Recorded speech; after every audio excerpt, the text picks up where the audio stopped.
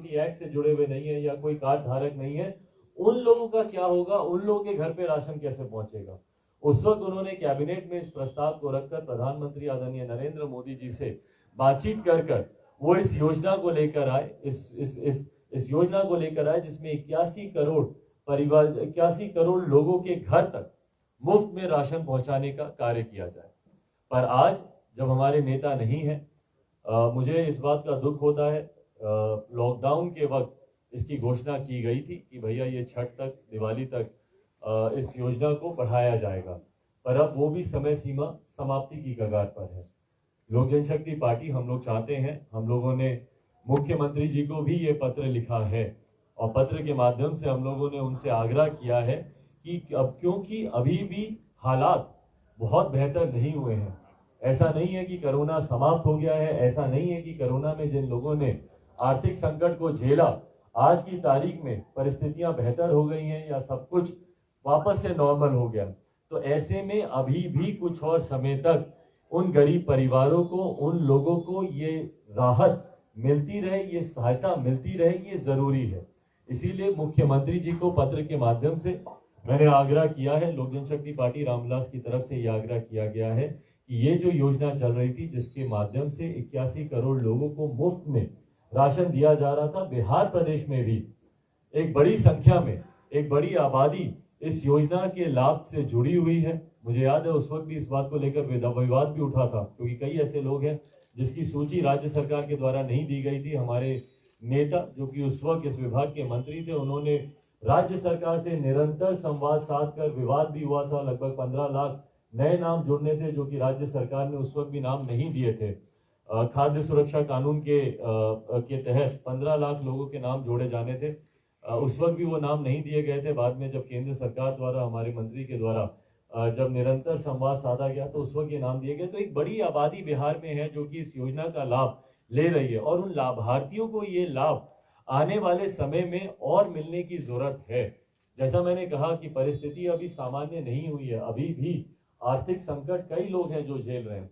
कई प्रदेशों में कोरोना के अभी भी गाइडलाइंस की वजह से जो कार्य वो कर रहे थे, उस कार्य को सामान्य तौर पर वो लोग कर नहीं पा रहे हैं। तो इस योजना को अभी और एक्सटेंड करने की जरूरत है और यही पत्र के माध्यम से मैं अभी थोड़ी देर में अपने सोशल मीडिया प्लेटफॉर्म पे भी इस पत्र को साझा करूंगा। मुख्यमंत्री जी से हम लोगों ने आग्रह किया है क्योंकि कई ऐसे प्रदेश हैं जिन्होंने इस योजना को आगे बढ़ाने का फैसला लिया है या वो फैसला लेने के क्रम में है या उन्होंने इस सुझाव को केंद्र सरकार के समक्ष रखा है। तो मैं चाहता हूं कि हमारी बिहार की राज्य सरकार, मुख्यमंत्री नीतीश कुमार भी जो लाभार्थी हैं, जो गरीब परिवार से आते हैं, जो इस योजना का लाभ आज की तारीख में उठा रहे हैं, इस योजना को कम से कम अगले 6 महीने तक के लिए और एक्सटेंड किया जाए, ये हम लोग की मांग है। और इस मांग को हम लोग राज्य सरकार, मुख्यमंत्री नीतीश कुमार जी के समक्ष विधिवत तौर पर इस पत्र के माध्यम से भी हम लोग रखेंगे कि वो केंद्र सरकार के साथ एक समन्वय साधें, एक संवाद साधें और उनके साथ वार्तालाप कर इस योजना को कैसे अगले 6 महीने के लिए और एक्सटेंड किया जा सके, उस पर निर्णय लें। ये रहा एक विषय। जैसा मैंने कहा कि हमारे नेता ने विभिन्न, और जब मैं उनको क्यों भारत रत्न मिलना चाहिए, उस बात को जब मैं बता रहा था तो उस वक्त मैंने जिक्र किया था कि उन्होंने किस तरीके से हमेशा गरीबों, वंचित समाज के, गरीब वर्ग के लोगों के लिए उन्होंने कार्य किया। इसी में उनकी चिंता थी कि भैया किस तरीके से हम लोग बिहार को आगे लेकर चलें। और उस वक्त हमारे नेता एकमात्र, मुझे लगता है, ऐसे व्यक्ति थे जिन्होंने हमेशा दलगत राजनीति से उठकर बिहार के प्रदेश के हित में जो सही फैसले हैं वो उन्होंने लिया, उन फैसलों का उन्होंने समर्थन किया। और उसी में से एक फैसला था शराबबंदी का भी। 2016 में मुख्यमंत्री नीतीश कुमार ये कानून लेकर आए, शराबबंदी का कानून।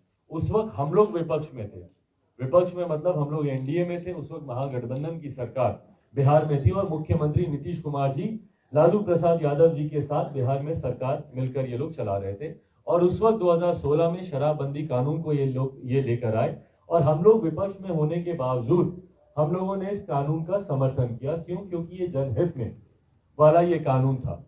इससे ना सिर्फ महिलाओं को बल्कि वो परिवार जो कहीं ना कहीं नशे की वजह से जो परिवार समाप्त हो रहे थे या जहां जिन परिवार में पारिवारिक द्वेष देखने को मिल रहे थे, पारिवारिक हिंसा देखने को मिल रही थी, महिलाओं के ऊपर उत्पीड़न हो रहा था नशे की वजह से, ये कहीं ना कहीं ये कानून उसके ऊपर रोक लगाता, उसके ऊपर अंकुश लगाता। इसीलिए विपक्ष में होने के बावजूद हम लोगों ने इस कानून का समर्थन किया था। आज की भी तारीख में पूरी तरीके से हम लोग शराबबंदी के इस कानून का हम लोग समर्थन करते हैं, पर इस कानून को धरातल पर उतारने की जिम्मेदारी भी राज्य सरकार, मुख्यमंत्री नीतीश कुमार, इनके शासन प्रशासन तंत्र की ही है।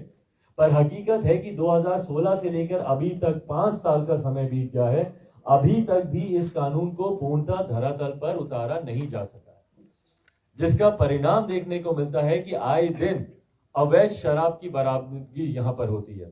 कभी आपको एम्बुलेंस में आपको शराब पकड़ी मिलेगी, कभी आपको पुलिस की गाड़ियों में शराब की बरामदगी मिलेगी, कभी आपको स्कूल के बस्तों में आपको शराब बरामद होती हुई मिलेगी। और तो और अब ये जहरीली शराब बनाने का एक ये चलन शुरू हो गया। अब उसका उत्पादन यहाँ पर तस्कर कर रहे हैं या बाहर से उसको लाया जा रहा है, ये तमाम बातें जांच का विषय है। पर ये बड़ी संख्या में ये चीज जहरीली शराब बनने और मिलने लगी है हमारे प्रदेश में, जिसकी वजह से आए दिन प्रदेश में घटनाएं हो रही हैं।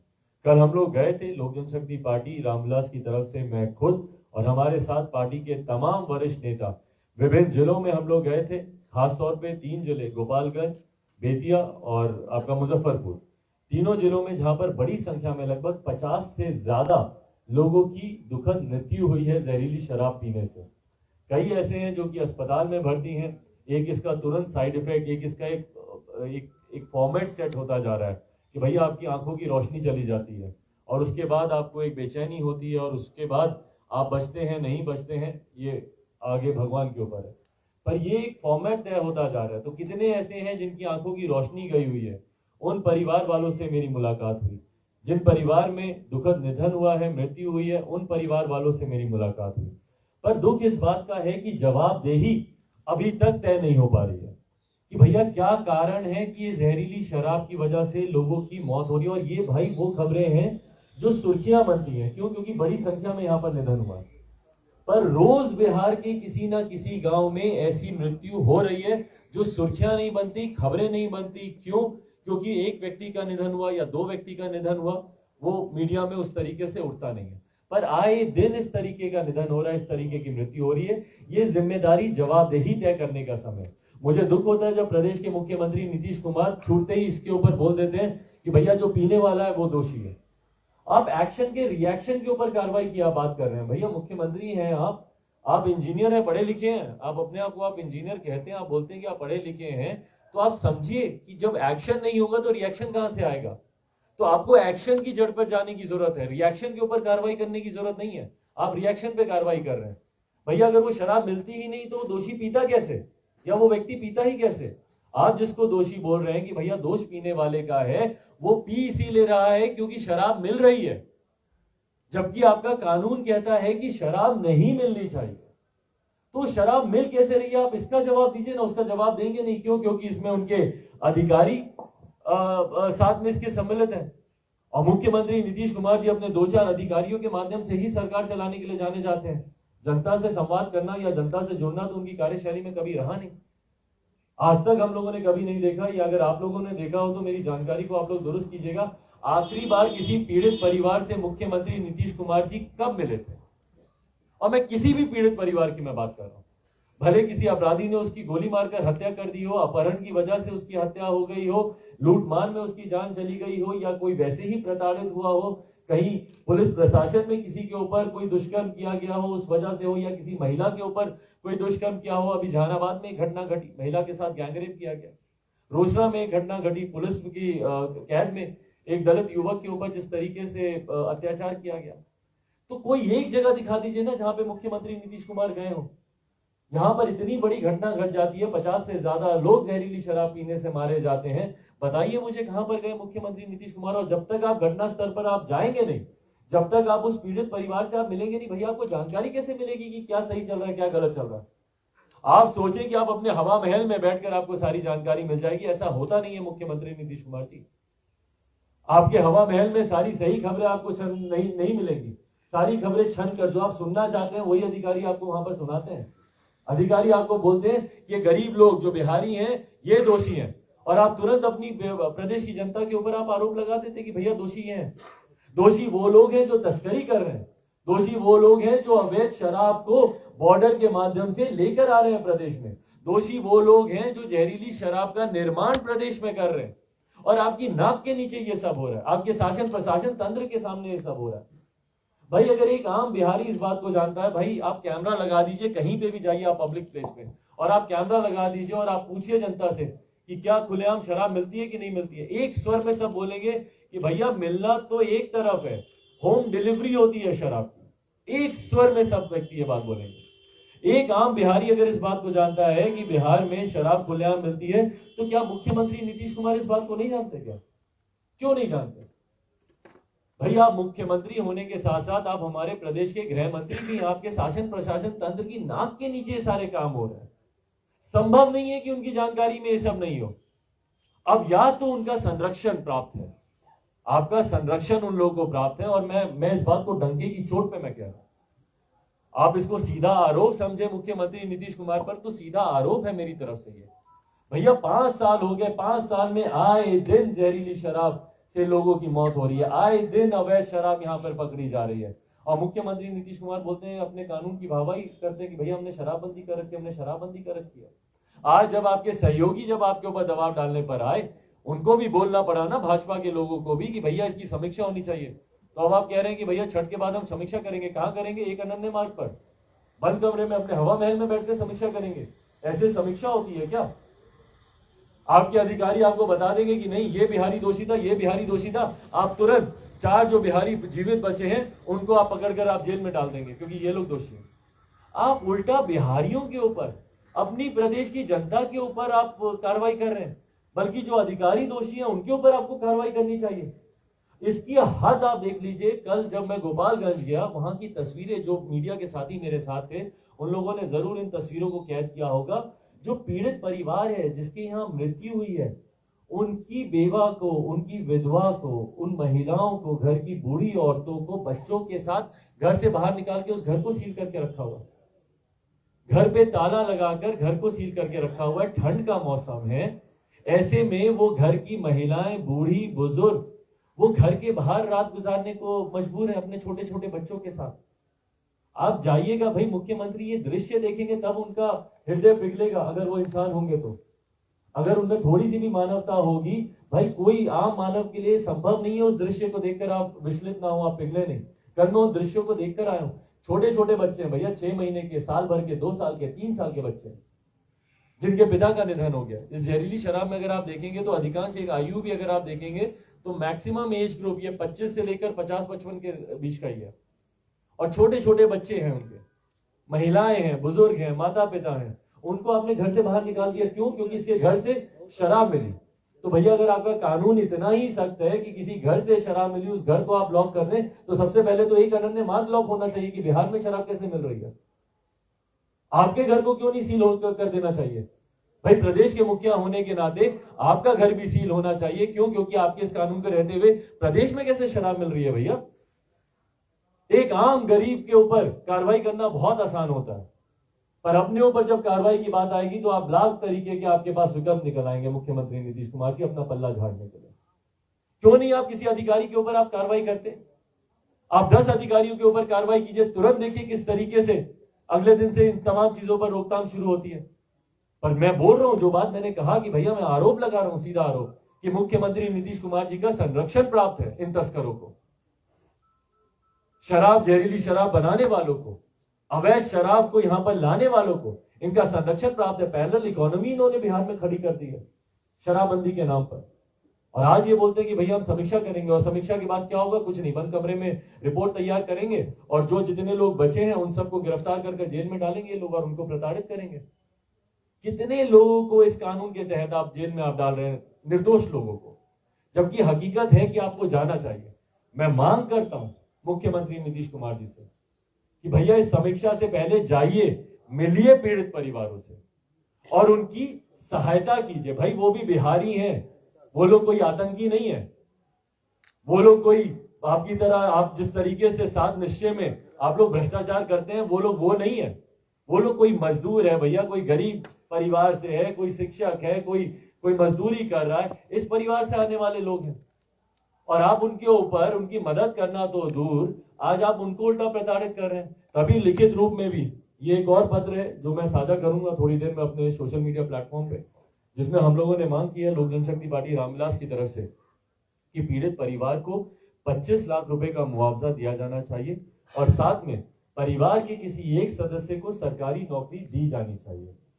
और वो इसलिए क्यों मैं इस बात को कह रहा हूं, क्योंकि परिवार का एक कमाऊ सदस्य गया भैया, वो परिवार सड़क पर है।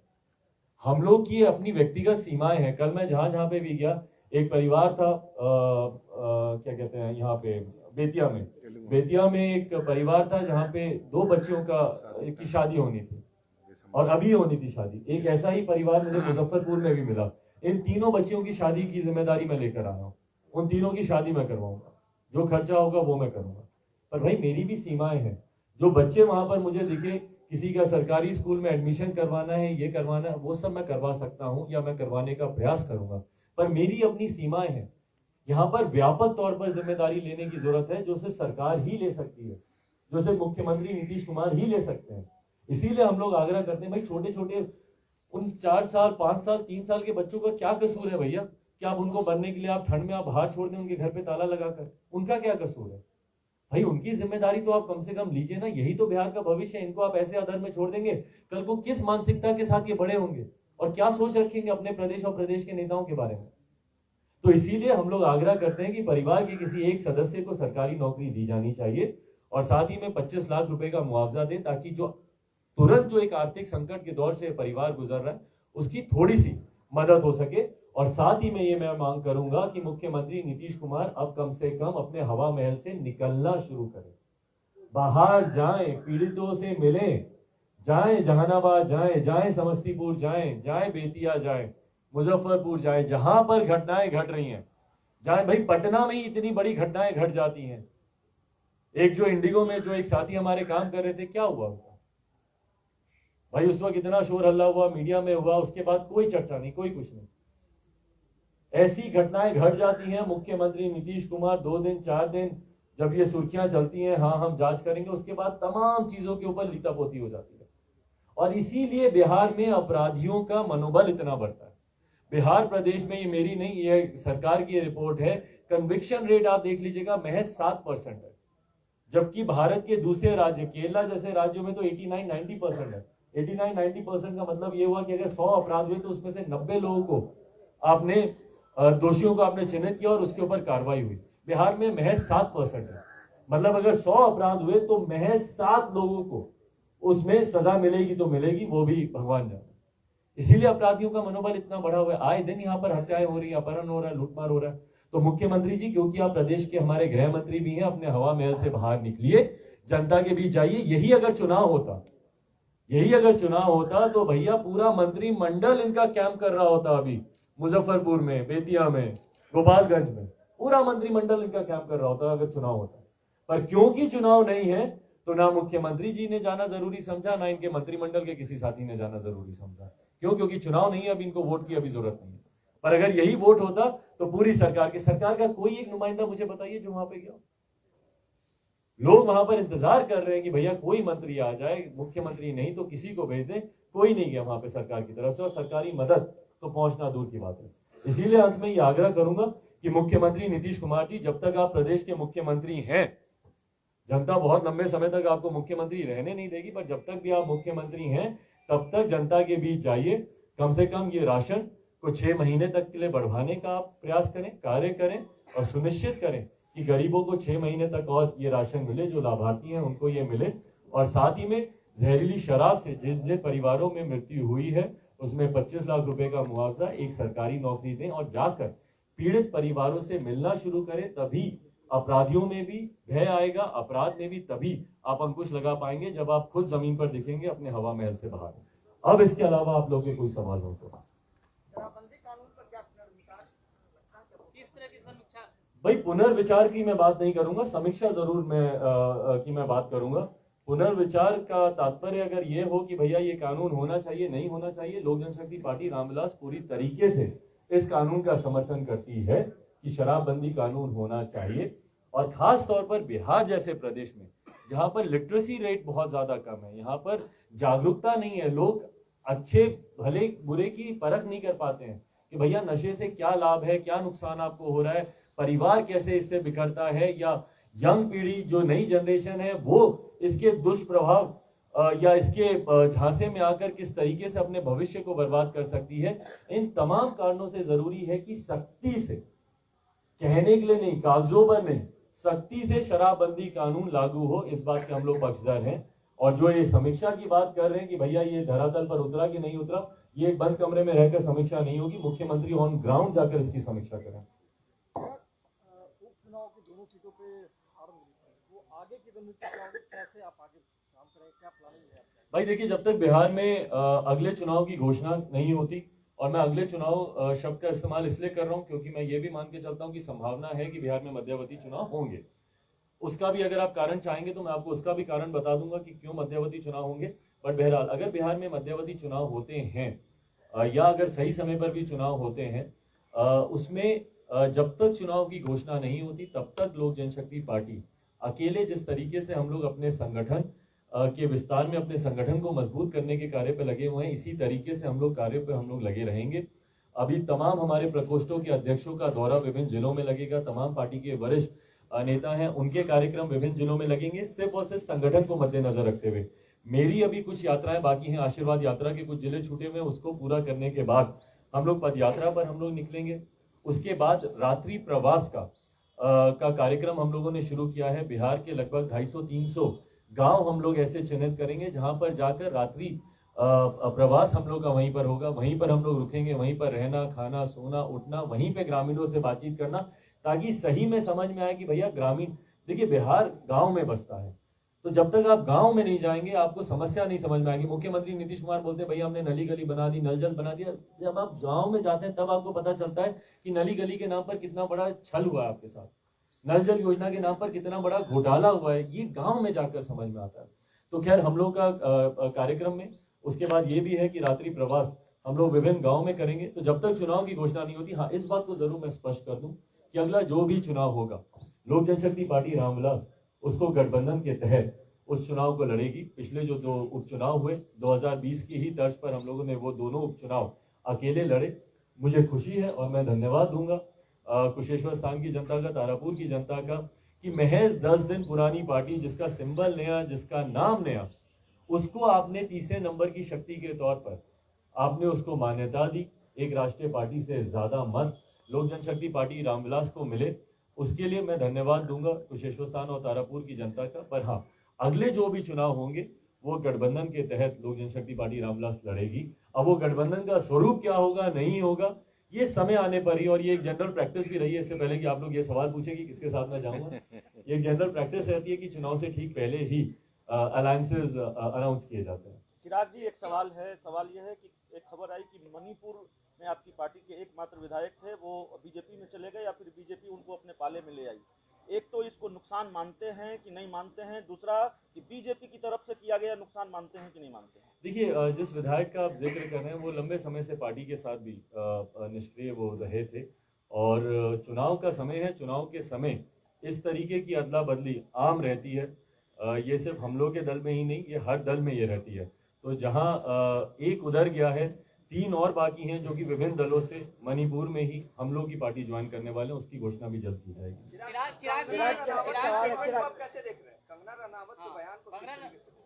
इससे ज्यादा शर्मनाक और कोई बयान हो नहीं सकता। आजादी भीख में मिली, मतलब आपकी जहन में भी ये सोच कैसे आती है?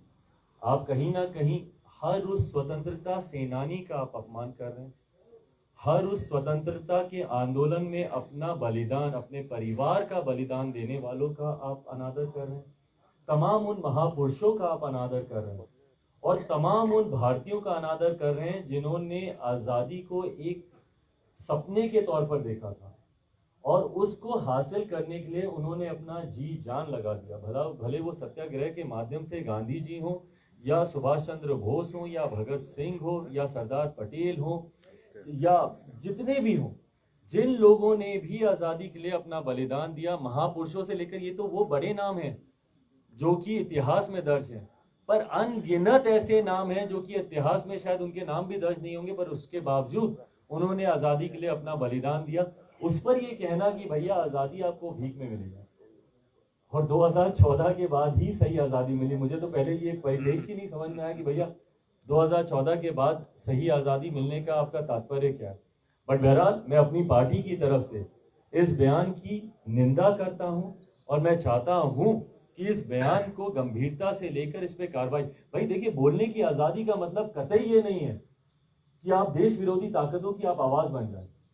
एक बड़ा तबका है समाज में ऐसा जो कि देश विरोधी ताकतों को बल देना चाहता है, और मैंने रहकर मैंने पार्लियामेंट में भी जब जेएनयू प्रकरण के ऊपर एक बहस हो रही थी, उस वक्त मैंने सदन में भी खड़े होकर मैंने इस बात को मैंने प्रमुखता से कहा था कि हाँ, बोलने की आजादी है, फ्रीडम ऑफ स्पीच है आपके पास, पर बोलने की आजादी का कतई ये मतलब नहीं है कि आप देश विरोधी ताकतों की आप आवाज बनने लग जाएं, आप ऐसे लोगों को अपमानित करने लग जाएं जिन्होंने अपना पूरा जीवन उन्होंने समर्पित कर दिया देश के लिए। और जिस तरीके से कंगना का ये बयान आया है, मैं उसकी पूरी तरीके से निंदा करता हूं और मैं चाहता हूं कि केंद्रीय नेतृत्व सरकार में बैठे हुए लोग इसको गंभीरता से लें और इसके ऊपर कार्रवाई होनी चाहिए। देखिए, वापसी होनी चाहिए नहीं होनी चाहिए ये केंद्र सरकार के ऊपर निर्भर करता है।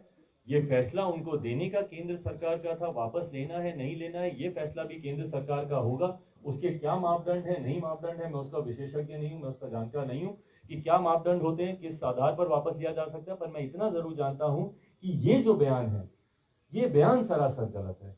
और एक ऐसे व्यक्ति से ये बयान आना जिसको कि महज 2 दिन पहले राष्ट्र के सर्वोच्च सम्मानों में से एक 4th हाईएस्ट सिविलियन अवार्ड है ये हमारे देश का, आपके भारत रत्न के बाद, आपके पद्म विभूषण के बाद, पद्म भूषण के बाद 4th हाईएस्ट सिविलियन अवार्ड है ये, पद्मश्री आपको दिया जाता है। उसके मिलने के महज दूसरे दिन आपकी तरफ से इस तरीके का बयान आता है जो कहीं ना कहीं देशभक्तों की और आजादी के दीवानों की, जिन्होंने अपनी जान दी, उनकी भावनाओं को ठेस पहुंचाते हैं। ये गलत है। सलमान खुर्शीद ने अपनी किताब में हिंदुत्व को बोको हरम से तुलना किया है, इस पर भाई देखिए, मैं ना ये हिंदुत्व की बहस में जाऊंगा, ना मैं इस तरीके की मैं किसी बहस में नहीं जाऊंगा, और इस बहस में किसी को जाना भी नहीं चाहिए। मैं आप तमाम मीडिया के साथियों से भी आग्रह करूंगा, ये कहीं ना दाने फेंके जाते हैं हम लोग को अपने जाल में फंसाने के। जैसे मेरे सामने बार बार दाने फेंके जाते हैं कि भैया आप भाजपा के ऊपर कमेंट क्यों नहीं करते।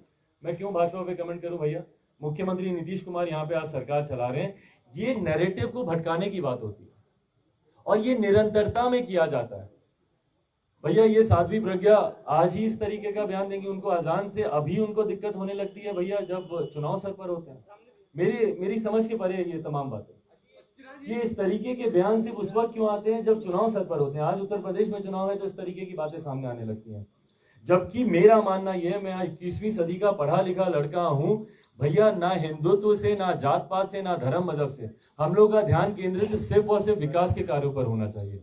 और ये भटकाने के लिए ये नैरेटिव फेंके जाते हैं, तो इसमें ना मैं उलझने वाला हूं, ना मैं चाहूंगा कि कोई और इसमें उलझे। अगले साल 5 राज्यों में चुनाव होने हैं। भाई ये उन्हीं नैरेटिव्स में से है, ये उन्हीं नैरेटिव्स में से है। और जो आज की तारीख में कई जिन्ना के समर्थक मुझे एकदम से देखने को मिल गए, और मुझे तो ये तक भी पता चला कि भैया जेडीयू की ऑफिशियल लाइन भी यही है। हाँ, उनके एमएलसी के माध्यम से ही मुझे पता चला कि ये उनकी ही लाइन नहीं, कि जेडीयू की ऑफिशियल लाइन ये है कि भैया वो मान रहे हैं कि जिन्ना ने देश के लिए बहुत बढ़िया काम किया, ये किया। जैसा मैंने कहा कि बिना इन चीजों में भटके हुए, बिना जिन्ना में गए हुए, बिना हिंदुत्व में गए हुए, भैया हम लोग के मुद्दे खत्म हो गए हैं क्या? हर किसी को रोजगार मिल गया, 19 लाख रोजगार आ गया क्या? कि आज हम लोग जिन्ना पे बात करें, आज हम लोग हिंदुत्व पे बात करें? जो अभ्यर्थी हैं उनकी भर्ती हो गई क्या? जो छात्र सड़क पर घूम रहे हैं उनकी समस्या हल हो गई क्या? जिन शिक्षकों पे लाठी चल रही है उनकी समस्या हल हो गई क्या? कि आज हम लोग जिन्ना और हिंदुत्व पे हम लोग चर्चा कर रहे हैं। यही नैरेटिव है भैया जो बार बार हम लोग को भटकाने के लिए इस्तेमाल किया जाता है। मुख्यमंत्री नीतीश कुमार इन्हीं भाषणों से चुनाव लड़ते हैं। उनके भाषणों में कभी रोजगार, स्वास्थ्य, शिक्षा, किसान ये मुद्दे आपको सुनाई नहीं देंगे। आज जो किसान हमारे इतने समय से सड़क पर बैठे हुए उनका समस्या हल हो गई कि आज हम लोग हिंदुत्व और जिन्ना पे बात करें। तो नैरेटिव से भटकने मैं नहीं भटकूंगा, कम से कम मैं इतना जरूर कह रहा हूँ। अगले साल 5 राज्यों में चुनाव और आपकी पार्टी किन किन राज्यों में चुनाव लड़ रही है? भाई हम लोग उत्तर प्रदेश और पंजाब, इन 2 राज्यों से हमारी राज्य इकाई की तरफ से लिखित तौर पर केंद्रीय संसदीय बोर्ड के पास ये प्रस्ताव आया है कि ये दोनों राज्य, क्योंकि ये स्वतंत्रता पूरी तरीके से लोक जनशक्ति पार्टी रामविलास की राज्य इकाई के पास है कि जिन जिन राज्यों में वो लोग चुनाव लड़ना चाहते हैं, तो इन दोनों राज्यों ने सहमति दिखाई है कि वहां पर ये चुनाव लड़ना चाहते हैं। तो उत्तर प्रदेश में और पंजाब में ये 2 राज्य ऐसे हैं जहाँ पे लोक जनशक्ति पार्टी चुनाव लड़ेगी। बाकी के राज्यों के बारे में भी जल्द फैसला। लड़ेंगे या फिर अकेले लड़ेंगे?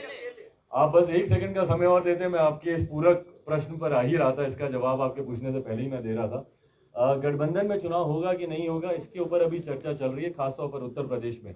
कई ऐसे क्षेत्रीय राजनीतिक दल हैं जिनके साथ बातचीत चल रही है। संभवतः अगर वो हमारी शर्तों पर, अगर वो गठबंधन होता है, और हमारी शर्तों पर, मैं पुनः दोहराऊंगा, 2020 में भी गठबंधन इसीलिए टूटा क्योंकि बिहार फर्स्ट, बिहारी फर्स्ट को कहीं पर मान्यता नहीं दी जा रही थी। तो अगर मेरे इश्यूज, मेरे एजेंडे, मेरे मुद्दों को ही अगर सम्मान नहीं दिया जाएगा तो मेरा आपसे गठबंधन सिर्फ सीटों के तालमेल के लिए करना कोई मायने नहीं रखता। तो अगर हमारे एजेंडेस को अगर वहां पे प्राथमिकता दी जाती है तो ये गठबंधन होगा, नहीं तो लोक जनशक्ति पार्टी, खासतौर पर उत्तर प्रदेश की मैं बात करूंगा, 403 सीटों पर भी अकेले चुनाव लड़ने के लिए पूरी तरीके से हम लोग तैयार हैं, सक्षम हैं। क्षेत्रीय पार्टी से क्यों, राष्ट्रीय पार्टी से क्यों नहीं तालमेल बैठाने की कोशिश हो रही है? भाई फिलहाल क्षेत्रीय जिनसे मेरी बातचीत चल रही है, मैं उन्हीं के बारे में आपके सामने अभी जवाब रख सकता हूँ। राष्ट्रीय पार्टी के साथ अभी कहीं पे कोई चर्चा ऐसी चल नहीं रही है, तो इसलिए उसके बारे में कहना। उत्तर प्रदेश चुनाव में आपका एजेंडा क्या होगा? देखिए वहां पर भी बिहार फर्स्ट, बिहारी फर्स्ट की तर्ज पर ही, क्योंकि बिहार और उत्तर प्रदेश के ही लोग हैं जिनका सबसे ज्यादा पलायन होता है। और पिछले 5 साल में जिस तरीके से भारतीय जनता पार्टी की सरकार वहां पर रही, उसके बावजूद अभी भी कई ऐसे कार्य हैं जो कि वहां पर धरातल पर उस क्षेत्र के, उस प्रदेश के विकास के लिए होने बाकी हैं। उसी को हम लोग अपने मैनिफेस्टो में, जो उत्तर प्रदेश के लिए हम लोग विजन डॉक्यूमेंट तैयार कर रहे हैं, उसी को हम लोग अंकित वहां पर कर रहे हैं। जो जो बिंदु बाकी हैं वहां पर विकास के क्षेत्र से जुड़े हुए, उनको हम लोग अंकित कर रहे हैं, भले वो शिक्षा के क्षेत्र में हो, रोजगार के क्षेत्र में हो, या स्वास्थ्य के क्षेत्र में हो, या किसानों से जुड़े हुए हो। तो इन तमाम बातों को हम लोग अंकित कर रहे हैं और यही एजेंडा होगा हम लोग का चुनाव में करना। मुकेश सहनी भी हुए हैं बिहार उत्तर प्रदेश चुनाव में, क्या आपका उनके साथ गठबंधन की कोई बात है? देखिए फिलहाल ऐसी कोई चर्चा नहीं चल रही है। आपने कहा कि शराब तस्करों को 30 कुमार का संरक्षण प्राप्त है, वो समीक्षा बैठक करने वाली है, स्वाभाविक सी बात है कि समीक्षा बैठक हवा हवाई होगी। बिल्कुल। क्या विपक्षी पार्टियों के साथ नीतीश कुमार को बैठना चाहिए, शिक्षा मंत्री बिहार में कैसे लागू हो, इस पर विचार विमर्श करना भाई नीतीश कुमार जी पहले अपनी ही पार्टी के नेताओं के साथ बैठ जाएं तो बहुत बड़ी उनकी उपलब्धि होगी। अधिकारियों के चंगुल से तो बाहर निकले मुख्यमंत्री नीतीश कुमार जी। वो अपनी पार्टी के नेताओं के साथ नहीं बैठते, अपने गठबंधन के नेताओं के साथ नहीं बैठते, तो विपक्ष के साथ तो वो क्या ही बैठेंगे भगवान जाने। विपक्ष के साथ अगर वो बैठते हैं और अगर हम लोग को बुलाया जाता है तो तमाम तरीके के सुझाव हम लोग की तरफ से भी दिए जाएंगे कि भैया आप ही के बनाए हुए इस कानून को और ज्यादा मजबूत कैसे किया जा सके। भाई सकारात्मक विपक्ष की भूमिका हम लोग निभाने के लिए तैयार हैं, पर कम से कम पहल भी तो हो मुख्यमंत्री नीतीश कुमार जी के द्वारा। आप भैया बंद कमरे में 4 अधिकारियों से ही मंत्रणा करके सरकार चलाते रहेंगे, तो ऐसे में ना विपक्ष की बात आप सुनेंगे, ना अपने गठबंधन के साथियों की बात आप सुनेंगे। रिपब्लिकन न्यूज से जुड़ने के लिए सब्सक्राइब बटन दबाकर चैनल को सब्सक्राइब करें। नोटिफिकेशन प्राप्त करने के लिए यहाँ बेल को दबाएं। वीडियो अच्छा लगे तो लाइक करें और दोस्तों के साथ शेयर करना ना भूलें।